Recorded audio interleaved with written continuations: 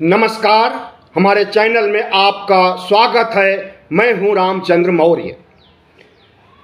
साथियों, यह कहा जा रहा है कि उत्तर भारत में दक्षिण भारत में मतदान कम हुआ है।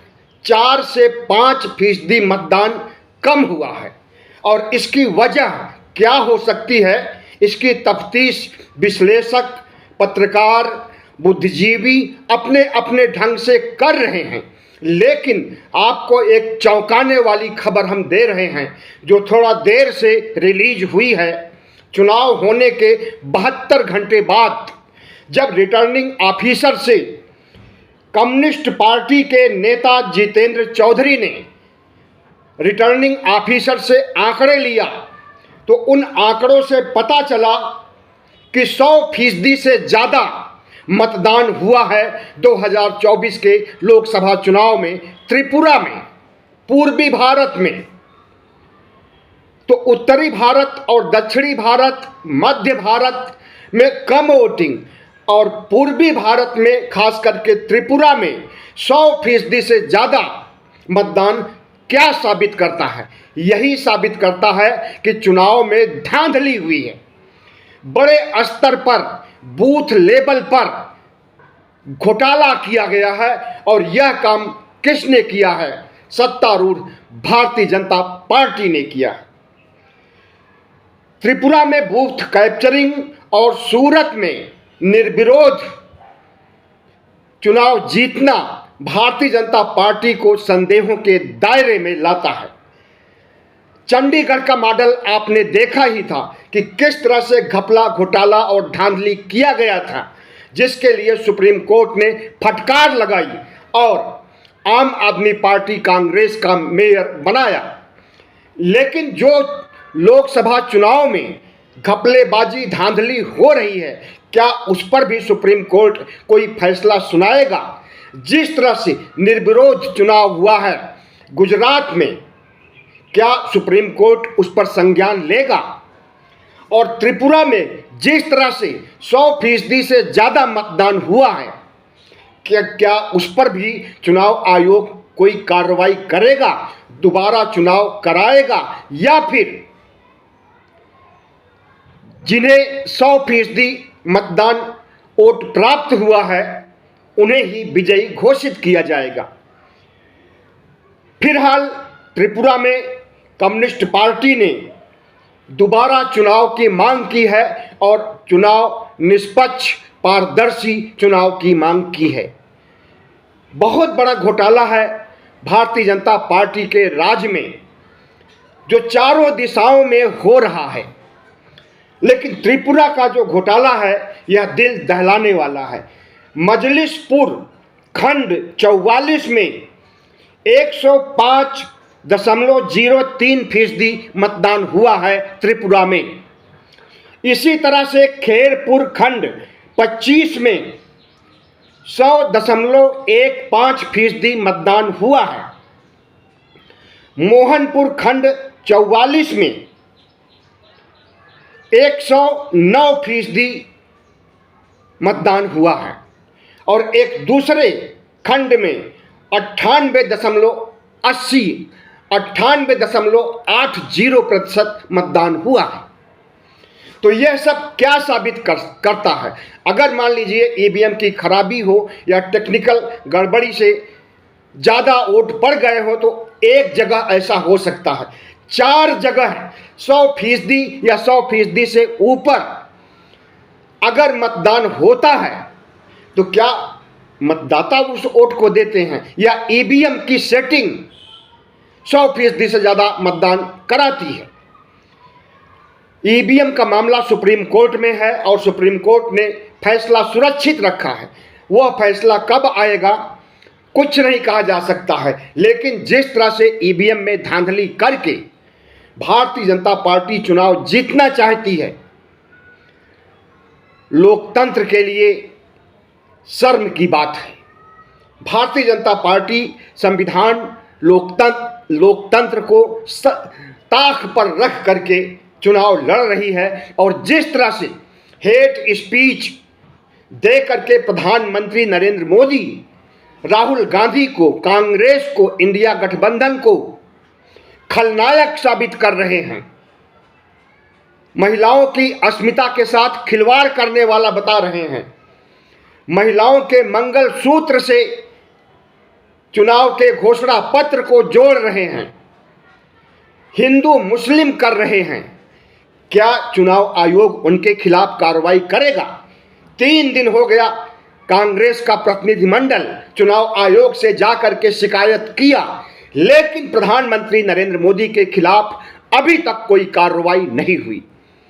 अब सवाल उठता है कि हमारी आखिरी उम्मीद लोकतंत्र संविधान बचाने के लिए सुप्रीम कोर्ट की ओर होती है। चीफ जस्टिस ऑफ इंडिया की जिम्मेदारी है कि लोकतंत्र और संविधान के सामने खड़े हुए आसन्न संकट को दूर करें, संविधान लोकतंत्र की रक्षा करें, इस देश की साझा संस्कृति की रक्षा करें, इस देश के सर्वधर्म समभाव को बहाल रखें, इस देश की धर्मनिरपेक्षता को बदस्तूर जारी रखें। सुप्रीम कोर्ट का यह काम है। संविधान पर खतरा मंडरा रहा है और सुप्रीम कोर्ट चुप बैठा हुआ है। 100% से ज़्यादा मतदान हो रहा है, सुप्रीम कोर्ट चुप बैठा है। तमाम तरह की हेट स्पीच, छोटे नेता से लेकर के बड़े नेता, यहाँ तक प्रधानमंत्री नरेंद्र मोदी प्रधानमंत्री पद की गरिमा को ध्वस्त करते हुए जिस तरह का बयान दे रहे हैं, क्या इससे लोकतंत्र बचेगा?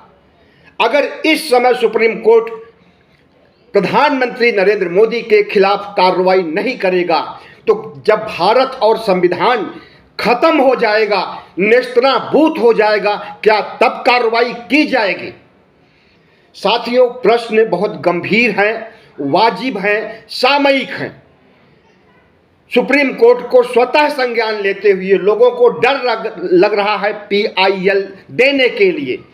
सुप्रीम कोर्ट में याचिका दाखिल करके नरेंद्र मोदी के हेट स्पीच को रोकने के लिए किसी में हिम्मत नहीं है।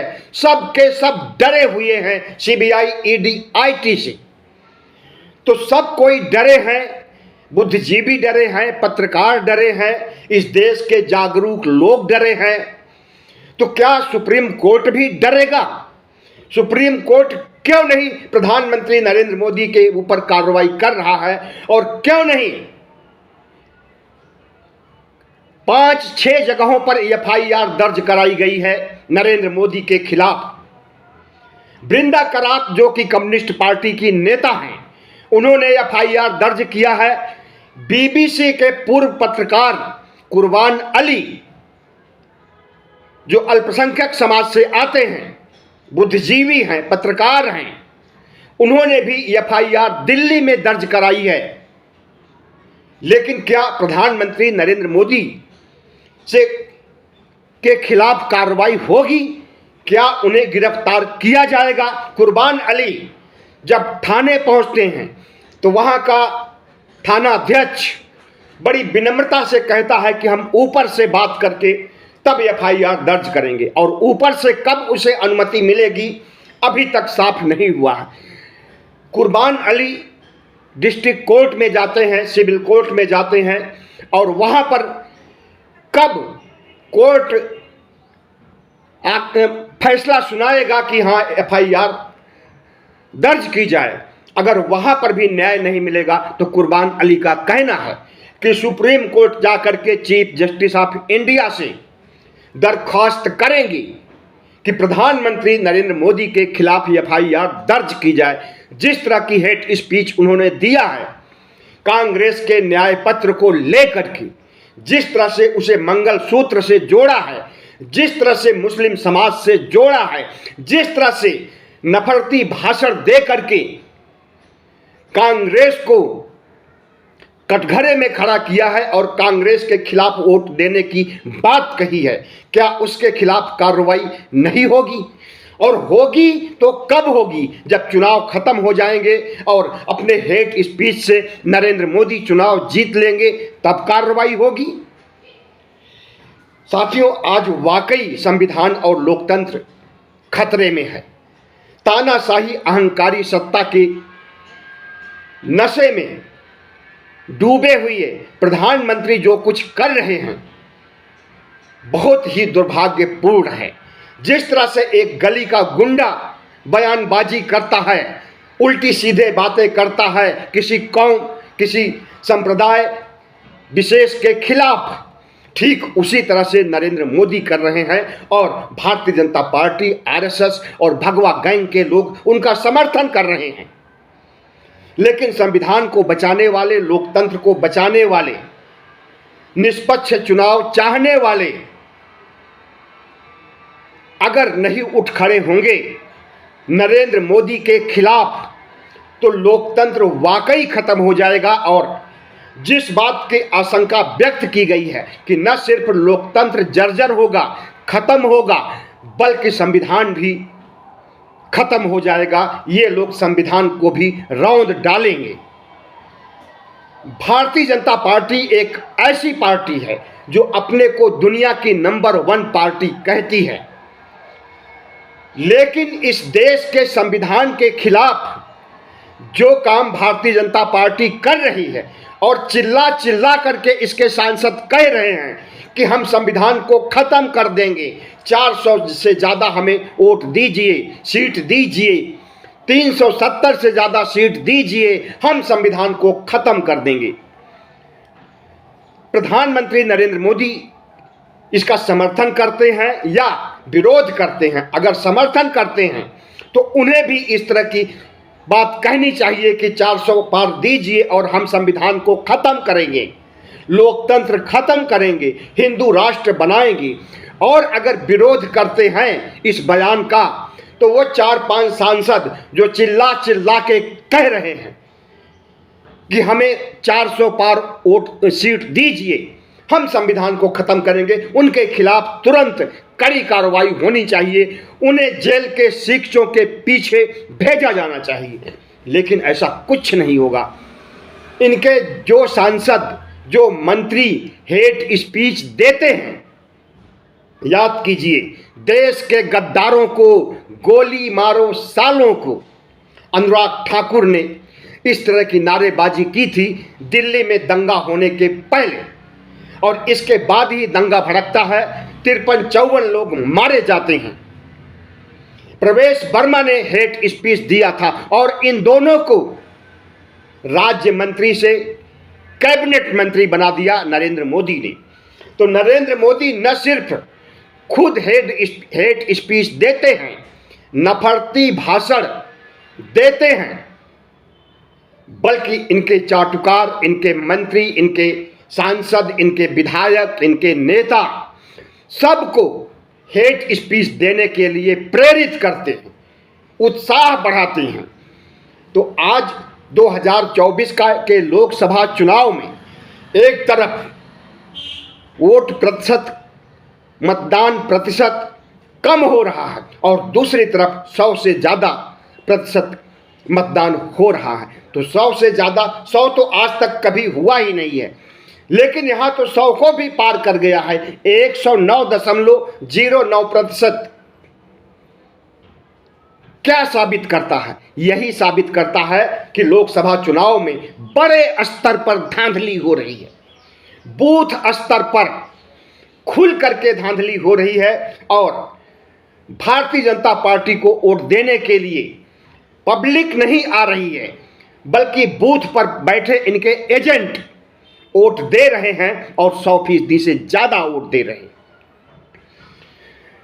सवाल सिर्फ सत्ता से नहीं है, सवाल विपक्ष से भी है और सवाल पब्लिक से भी है, सवाल मतदाताओं से है।